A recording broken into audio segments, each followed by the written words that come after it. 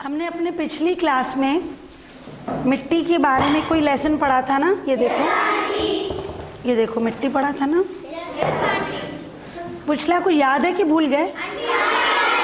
याद है। अच्छा, हम लोग पहले पिछला देख लेते हैं, हमें क्या क्या याद है। सबसे पहले मिट्टी की कौन से प्रकार की थी? बलुई।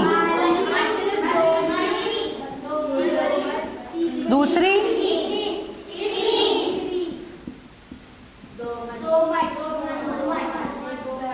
दोमट। तीनों प्रकार की मिट्टी मैंने दिखाई थी और तीनों में हम लोगों ने कौन सी मिट्टी कितना पानी सोखती है इसके बारे में जाना था। सबसे ज्यादा पानी कौन सी मिट्टी सोखती और सबसे कम, और जो दोमट है वो न कम न। इन सब में सबसे ज्यादा उपजाऊ कौन है? और एक और चीज मैंने तुम लोगों को पढ़ाई थी, मैं उसका नाम लिखूंगी, फिर आप लोग मुझे बताओगे वो क्या है।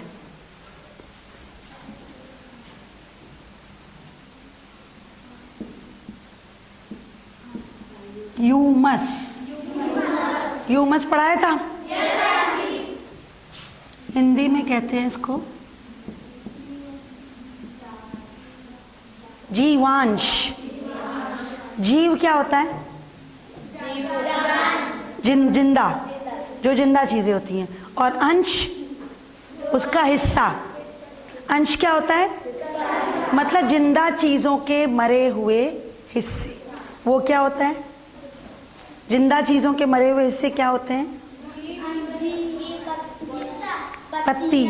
पत्ती, फूल, फल।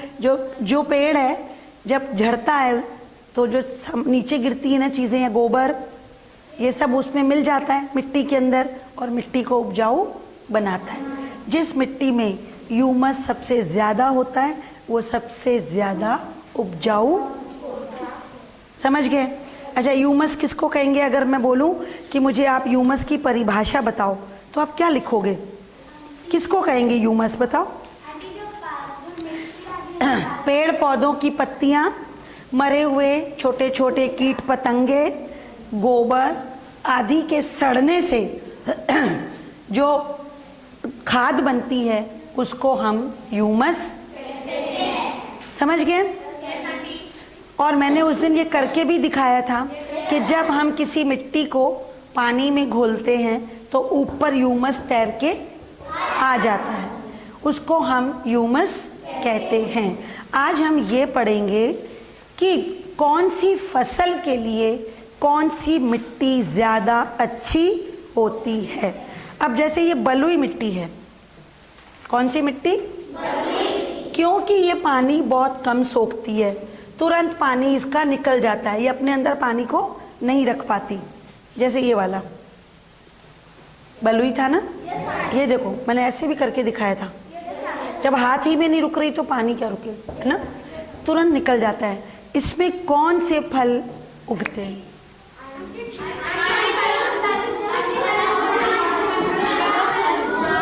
तरबूज। अच्छा देखिए, तरबूज, खरबूज, खरबूजा,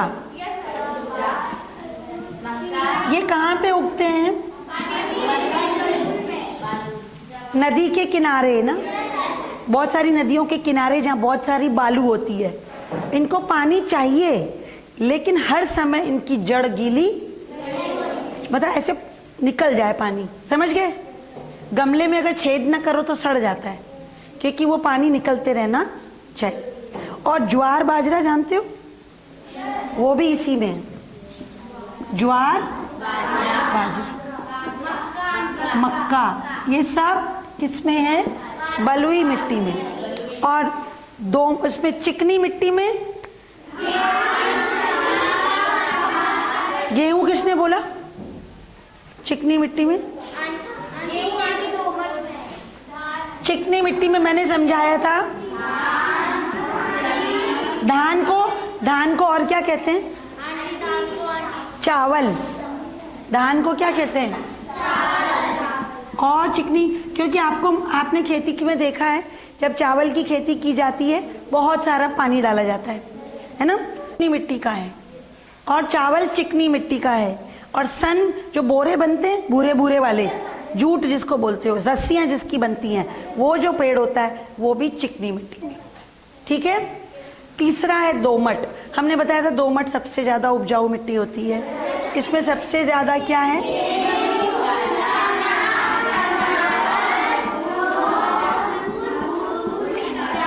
देखो टमाटर और जितनी भी दालें होती है ना, देखो जब चना आ गया इसका मतलब जितनी भी दालें होती हैं सब लिख सकते हो, मसूर, अरहर, सब कुछ।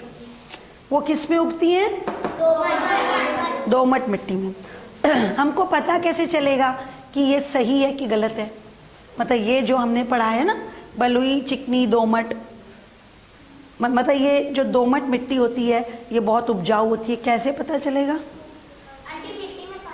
देखिए हम लोग ऐसा एक एक्सपेरिमेंट करते हैं कि हम लोग दो तरह की मिट्टी लेते हैं। एक ये वाली मिट्टी जिसमें खाद मिक्स की गई है, देखो गोबर, इसमें गोबर डाला गया है, दिख रहा है ना, गोबर डाला है। और एक ये वाली मिट्टी जो सादी है बिल्कुल, इसमें गोबर नहीं है, खाद नहीं डाली है। देखा, इसमें खाद नहीं डाला है, नहीं डाला है ना, कलर से पता चल रहा है तो गोबर नहीं डाला है। और इस मिट्टी में हमने गोबर डाला, कलर से भी पता चल रहा है, छू के भी पता चल रहा है ना, खाद डाली है इसमें। अब हमने दो गमले लिए, एक गमले में वो वाली मिट्टी जिसमें खाद नहीं था, एक वो वाली मिट्टी जिसमें खाद डाला था। दोनों में एक पौधा उगा दिया। क्या करा? क्या करा बताओ? छोटा सा पौधा उगाया और उसको एक हफ्ते के बाद, कितने दिनों के बाद? मतलब कम से कम 8 या 10 दिन, उसको इतने दिन तो लग जाएंगे ना किसी भी गमले को बड़े होने में। ये देखो, ये क्या लेंगे हम लोग? ये एक गमला, ये दूसरा गमला, और ये यहाँ तक मिट्टी। ये क्या है?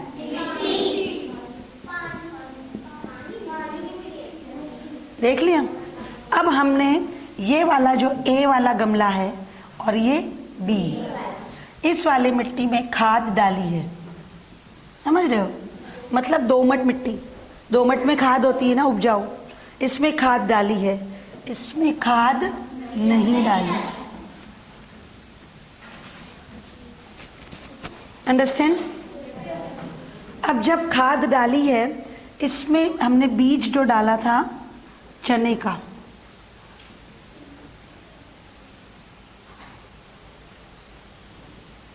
ठीक है, दोनों में एक एक चने का बीज डाल दिया।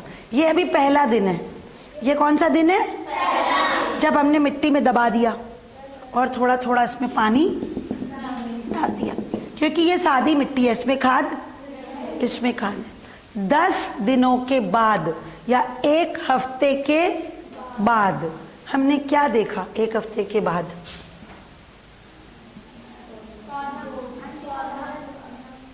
ये इधर था ना बीज, तो ये बीज यहाँ आकर धीरे से थोड़ा थोड़ा बाहर, मतलब इसका बीज ऊपर आ गया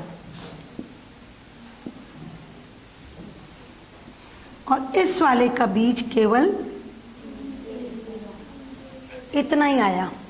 मतलब उसमें पत्तियां उगा वो भी है, हम ये नहीं कह रहे कि वो नहीं उग रहा है, उग रहा है वो भी, लेकिन पत्तियां उसमें ज्यादा और इसमें धीरे धीरे पत्ती भी।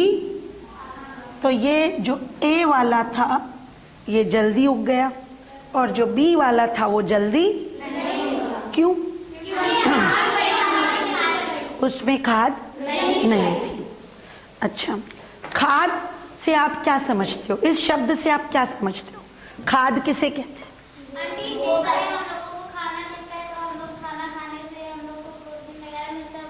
तत्व है, एक भोजन का तत्व है। वो किसका?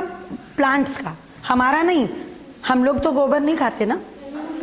प्लांट्स का जो तत्व है वो गोबर है। और गोबर, अभी अभी एक शब्द बोला भूल गए, ह्यूमस, जीवांश। जब आपने किसी माली को काम करते नहीं देखा है, जब वो खुदाई करता है ना खेतों की सफाई, तो वो जो सड़े गले पत्ते क्या फेंक देता है, दबा देता है मिट्टी में, क्यारी में, जिससे कि वो खाद के रूप में काम आती है और वो भुरभुरी हो जाती है। मिट्टी जो भुरभुरी होती है खाद बन जाती है। लेकिन कुछ कुछ पौधे जैसे गेहूं, चावल, जो हर 6 महीने में किसान बोता है, उसके लिए कभी कभी जो मिट्टी होती है दोमट होते हुए भी उपजाऊ नहीं होती है, उसको ऊपर से और खाद डालनी पड़ती है, खाद मिलानी पड़ती है। और उस खाद का रंग कौन सा होता है?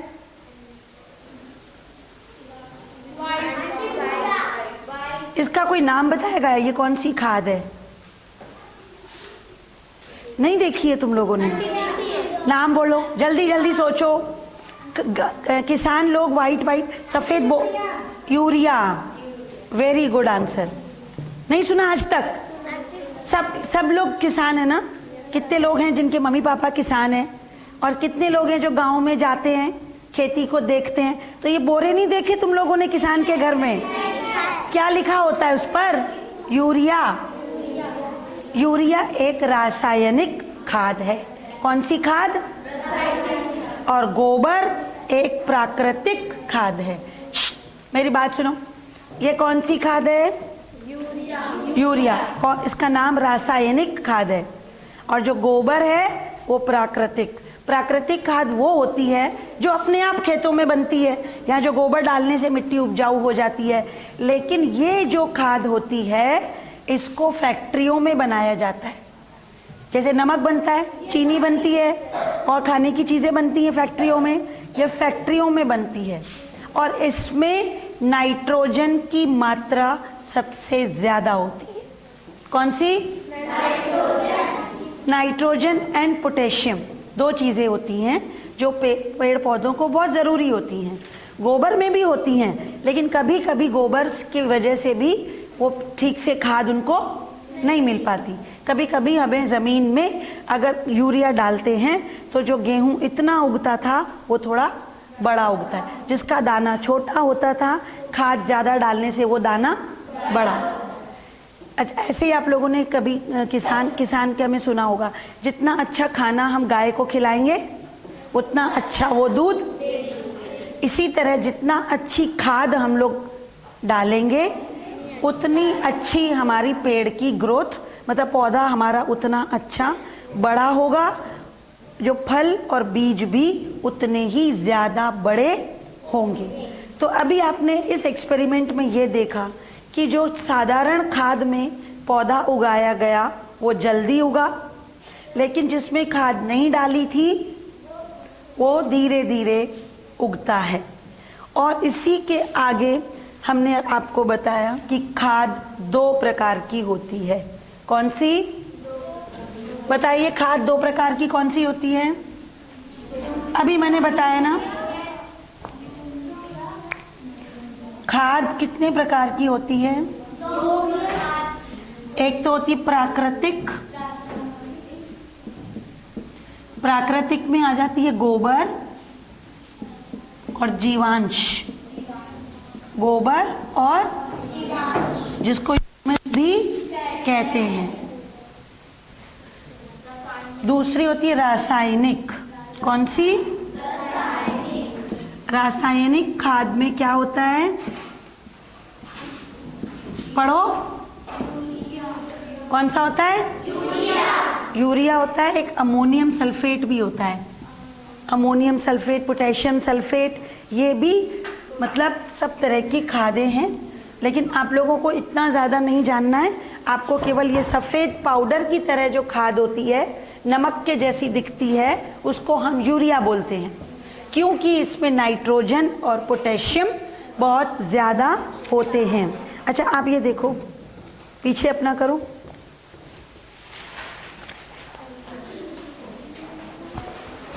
ये बोरे दिख रहे हैं ना?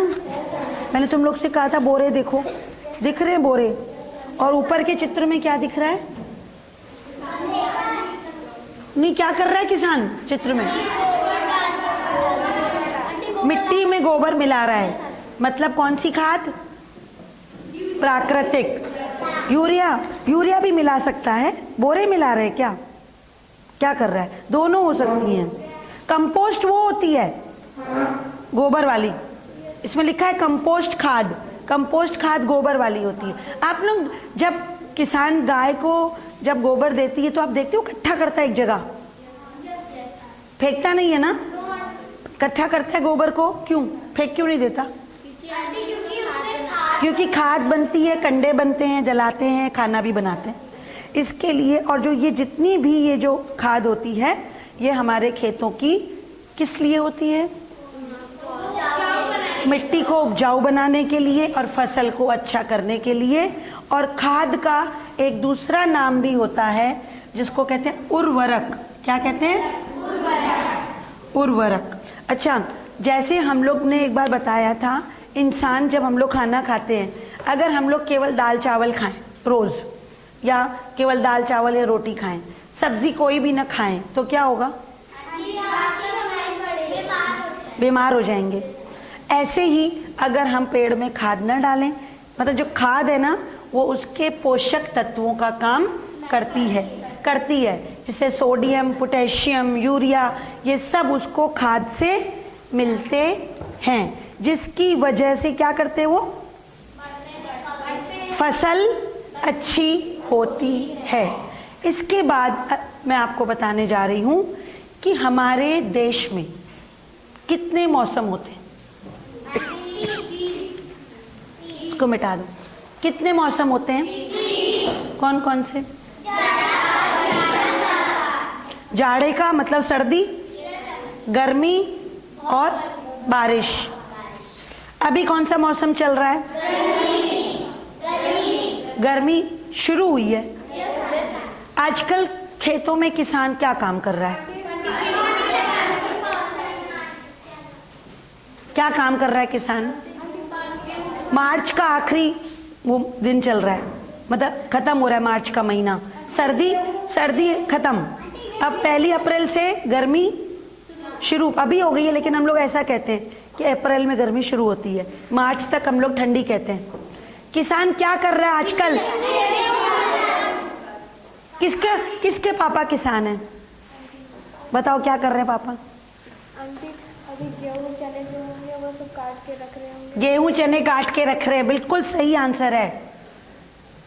जो गेहूं पूरी पक गई है ना धूप से, उसकी बाली पीली हो गई है, सुनहरी मतलब गोल्डन, मतलब येलो, पीले रंग की हो गई है। पहले कैसी थी?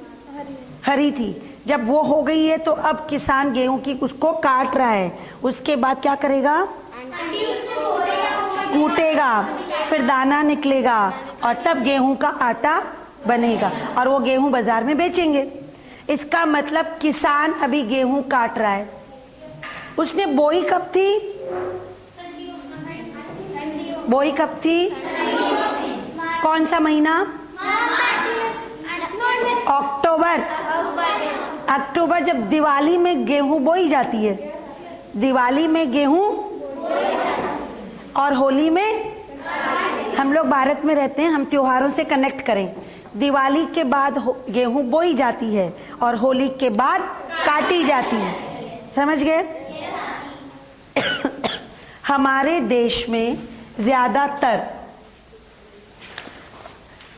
2 तरह की फसलें कहलाती हैं, रब्बी की फसल और खरीफ की फसल, और एक होती है जायद की फसल। ये लेसन अभी हम लोग आगे पढ़ेंगे, लेकिन हमारे देश में क्योंकि 3 तरह के मौसम होते हैं,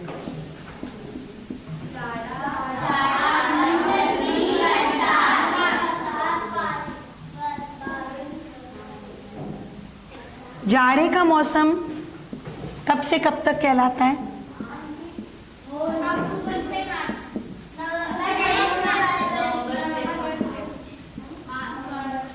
नवंबर से मार्च जाड़ा कहलाता है।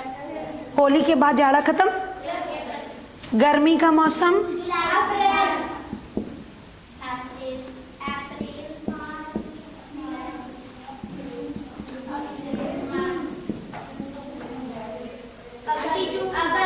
जून।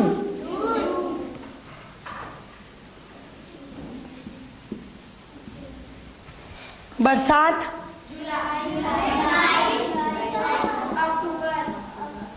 जुलाई से सितंबर, कभी कभी कहीं कहीं पर अक्टूबर भी होता है, लेकिन ज़्यादातर सितंबर। मैं आज आपको एक होमवर्क दे रही हूँ।